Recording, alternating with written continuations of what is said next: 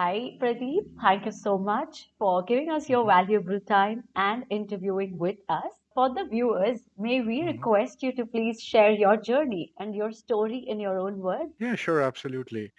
So my journey has been that I graduated as a mechanical engineer back in 2011 from NIT Kurukshetra.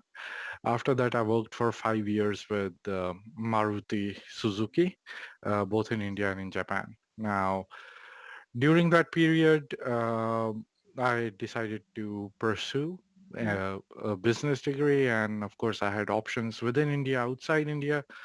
But because of the global nature of the work that I was doing, I was very attracted to, you know, step out of India and, explore different cultures. And that was one of the big reasons why I decided to opt for US. And I think it was around in 2014 that I got in touch with Mayank at Experts Global, and I started preparing for my GMAT. So Experts Global helped me with my GMAT preparation quite a lot, as well as preparing for the interviews and the application and the whole process. Uh, 2016, I went for my MBA to University of Wisconsin Madison, and since 2018, I have been working with a company called Navistar, which is one of the US biggest trucks and school bus manufacturers. So I've been working with them since 2018, initially with them in Chicago, and right now I recently, about a year back, moved to Canada.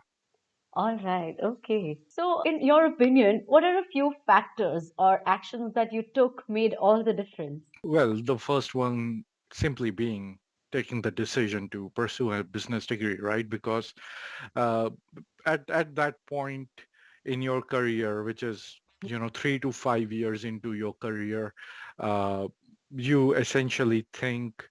And I had a lot of friends who were thinking like the same way, that we need to supplement our bachelor's degree and our whatever work experience we have with an additional degree for multiple reasons, right? Just understanding why you want to pursue an MBA, because it's kind of considered a norm in many cases that, oh, you've been working for certain years, so you're gonna, you should go and pursue a business degree. uh, but yeah, just having the clarity of why you are doing it is a important factor. All right. So, going back to your preparation phase, what were the main GMAT resources that you used, and what kind of advice would you give to the future candidates regarding that? Today, to be honest. uh, Back then, I mostly focused on Experts Global's resources, and I know my Ankin team right now have a much better resource pool. Like, everything is digitized. I know there are a whole bunch of mock tests and everything there. But back then, I still remember when I enrolled into the program, I got a courier with booklets and paper booklets and everything, and I had to, I was going through those things myself. But nevertheless, they were fantastic resources, and the amount of effort that the team had put in was amazing. I still remember gave two attempts to at GMAT. My first attempt, I think, was at 680. Second one was at 740. And the difference between the two was, in the second attempt, I did a lot of practice. I did a lot of mock Mm-hmm. tests to get my timing in order and to really get into a rhythm of, if I'm taking more than, I don't know, 1 minute, 40 seconds, whatever that time period was, that, all right, make your best educated guess, move on. So that practice really helped me at a point where I was like, all right, I cannot learn anymore. So that was a big thing. Mock tests definitely are a very big and a very important resource. Um, and I did go to GMAT Club and other websites. Some of them have really good resources where you have, I think, 740 plus, 760 plus quant questions, 770 plus verbal questions, stuff like that. And I looked at that, but then I compared it to the material that I had received at that time from, Experts Global, and I kind of found out that they had already done the hard work of compiling these hard questions and critical resources from different areas. So I very quickly was like, all right, I'm not going to spend time on websites researching when I'm already paying them for providing me these resources. So that really helped, because you only have limited amount of time. In my case, I was working 6 days a week. Uh, so, time is a rarity. So you Right. kind of have to maximize that. Yeah, that's true. So, according to you, how many mock tests and what frequency should the aspirants take? It differs from person to person, right? Like, and it depends on individual aptitudes. I think you can practice, and at the point where you are feeling that, yes, you have got the hold of it, you are clicking, you are answering the questions at a nice pace without uh, mentally fatiguing yourself by the end you reach to the end of the exam, I think that's good. So in my case, when I started practicing and especially focusing a lot on the mock tests, so instead of taking full blown 70, 75 minute, I don't even remember now how long a GMAT test is, but whatever the time frame, instead of taking that whole long GMAT test, I would take a mock test for 10 minutes or mock test for 15 minutes. I would jumble questions between verbal and quant, like 10 questions each. And that's how I would practice and sort of build my stamina instead of mentally fatiguing myself for taking a 70, 75 minute mock test every single time. So that kind of strategy really helped me a lot because I could break the test to like a 15, 20 minute interval, do a review, learn from it, take a small break, and then do that again. That for me personally was a very effective strategy. Now, All right. that's those strategies differ from individual to individual, and it depends on your individual aptitude, right? So Yeah. So, what would you like to say about your experience and learnings from managing the application timelines? the biggest thing for me was I think I got a lot of benefit from applying early. Yeah. So even though I got my GMAT scores in 2014, I decided to wait a year for a couple of personal reasons, and I applied in 2015. So All right. that put me in a really strong position because I have a strong score, and then I have a whole Yeah. year to prepare for my applications, although I did not do any networking and research, so shame on me. But other than that, I did spend a decent amount of time with the teachers from Experts Global in prepping the application. So starting early obviously helps. Applying in round one, Mm-hmm. well, in my case, it certainly helped. I was able to get more than a few conversions. Uh, as I noted earlier, if you are applying in round one, you got your schools that you are targeting, I would say it's nice to call it a day and sit on a beach and, sip a pina colada, or you can maybe start hitting, top 10 schools or top 15 schools maybe. And, but that again depends on individual volition, how much you want to push yourself and so on and so forth. All right. That's true. So, can you please describe your interview experience with the B schools? It was good, a pretty good experience. I would especially want to give a shout out here to Mayank because I remember the first school I interviewed with was Emory. Oh, it sucked, man. Like it was bad. I kind of flunked, so I didn't enjoy that experience, and I was not in a pretty good space. I wouldn't say not in a pretty good space, but just kind of discouraged. And after that, Mayank took my interview. We sat down. He took an interview, gave me some amazing feedback, and my second interview was with Wisconsin, and in that school I was applying for a specific concentration, and the interview was Mayank made sure that the interview was going to be customized to that particular concentration, and it I completely knocked that interview out of the park. It was fantastic.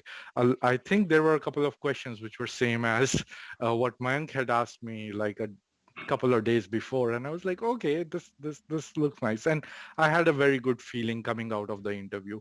So overall, pretty good. That gave me a lot of confidence. And after that, to be honest, most of the other interviews, they were pretty cool. They were pretty chill. It's pretty conversational style interviews that most of the schools do. They already know that you are like capable candidates who are applying for it. So they are basically assessing whether or not you are going to be a great fit. And that is a very important thing that you should understand when you're communicating in your interviews. Focus on the fit with the school, and that's where doing some of that research beforehand about the school, their culture, their values, and if you have spoken with the students there, is going to really help you to assess whether or not this school, this program is a great fit for you and your career aspirations. Right, that's true. Can you tell us about your MBA experience? Bittersweet. That's how I would like to put it. I enjoyed the fact that I had a fellowship going into my business school, so I did not have to incur any expenses overall. So I didn't incur any debt during my program. Happy That's about that. I'm a risk averse individual, so personally for me that was a big thing, and that was the reason why I could afford an education. But I was transitioning from an operations role to an HR role. And for me, the business school kind of became tricky. The classroom setting, the learning and everything was fantastic.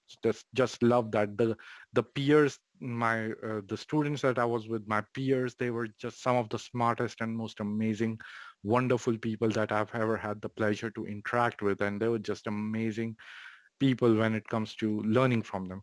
What kind of sucked for me was that in back in 2016, there started to come a lot of restrictions related to immigration and visas for international students in US. So I remember the reason why I wanted to go to Wisconsin was the cohort size was small, and we had companies like Amazon, General Mills, Cisco, Whirlpool, Caterpillar coming to our campus. So we would have 5 companies and 4 students. So I was like, okay, I feel bullish about my chances here, for this cohort. But as soon as we came in, I think it was only one company that decided to come. Everyone else said we are not going to sponsor. So it became increasingly difficult mhm. for me to score an internship because of the fact that I was transitioning to a different role, and I was in a way struggling to communicate and tell my story well. I did end up scoring an internship, got a full-time offer, which was rescinded because that company that I was part of was undergoing restructuring. So I was like, oh, that sucks. So I had to restart the whole process again. And many students will go through that. It's not as easy and rosy to get an internship, get a job offer, and then after that, the stress of getting a visa and all. But at the end of the day, all things worked out. I ended up getting a job and absolutely loving that, and loving what I'm doing right now eventually. So it thankfully, by God's grace, it's all worked out. Oh, that's amazing. So, regarding the job search during the MBA, what kind of Yep. tips would you like to give to the future candidates? Networking is very important. Learn how to network. If even if you are not there, like start networking right now and connect with people. And when you are networking, don't go in with a mindset of, hey, I'm reaching out to you because I want a job or I want an internship. They know, but that's not the intent. Reach out to people because you want to learn. Reach out to people because you go through their LinkedIn profile and you find something interesting. Maybe they are working in a field that you aspire to work into. Reach out to them for a coffee chat, for a mentorship session, for some guidance. That kind of networking is going to be very, very important. So if you build those relationships and put those seeds right now when you don't have a lot of ask for individuals, at that point it will help you to build good connections and leverage their networks further out, right? So that's probably going to be the biggest thing. Learn the Mm-hmm. art of networking. One, that's very important. And secondly, learn how to communicate your story well. I cannot overemphasize how important this is. Communicate where you're coming from, where you are going. Communicate that effectively in a 45-second pitch to a 2 3 minute pitch. That is that's going to be extremely important when you are going to share your story with different people. At the end of the day, we are all storytellers in one way, shape, or form. So networking and ability to communicate and tell your story well are two very important skills to have, for the job search. All right. Okay. So, can you tell us more about your journey post MBA? Like, how did the entire pre application experience and your MBA experience contribute to your growth post MBA? Well, it's a experience, right? It grows you. So when you go through the application process, you understand the stress and the challenges of telling your story well and effectively and positioning yourself to this goal that you are aspiring for. You learn how to hustle, struggle, push yourself along with your job, prepare for GMAT, apply for schools. When you are in a business school, it's a very competitive environment, but you need to learn how to create a collaborative construct within that competitive environment, because the success is not so much individual as it is for everyone together, right? You learn those things. So when you enter a workforce like I did, those were some of the good foundations and the things that I learned through my MBA process and through the application process, which I would call experiences and life skills that can immediately translate to your work, where you are working in teams, where you are solving problems with a whole group of people, and you rely on everyone else. You rely on other people as much as yourself for the success, right? So yes, you will learn functional skills, you'll learn technical skills, you'll learn about business, finance, operations, accounting, Mm-hmm. all that nice stuff. You will learn strategy and all those things that come along with it. But it's this experience of networking, collaborating, is that's really helpful, because many of us, when we are, and especially in my case, Mm-hmm. I was sort of like an individual contributor at work, right? Not really. There were some team dependencies, but at the levels that you are in, first 2 or 3 years of your career, you are usually told what to do and you do it, like more or less like an individual contributor. So then you begin to rise through the ranks, as they say, and the whole process prepares you for that. Yeah, so very interesting. What kind of Mhm. mistakes do you think the GMAT aspirants must avoid? Depends on various stages of process. So if you're preparing for GMAT, the exam, as I mentioned earlier, let's say you decide to hire Experts Global. Mm-hmm. I can vouch for them because I know, Mayank, I have tried and tested your product back when it was not even a digital product. So don't run around various websites, forums, trying to get questions and solve them right now. Just focus on the process, right? And the focus on the process is there is learning of the learning of your verbal quant, whatever those functional skills are going to be, and then there's a whole lot of practice. So at the end of the day, what I figured out about GMAT was it's a balance which has a lot to do with how well you practice and how much you have practiced. And I should not say less to do with your knowledge of the subject. It does not, like, you need to have the knowledge of the subject, but make sure you at some point you will reach a point of negligible gains, right? You can study and study and study more, but it's not going to improve your performance. What will improve your performance is practice. So I would probably, that would be my word of advice to Right. the young aspirants out there. All right. So, do you have any final message or any other suggestions to all the viewers? All the best. It's a fun, exciting journey.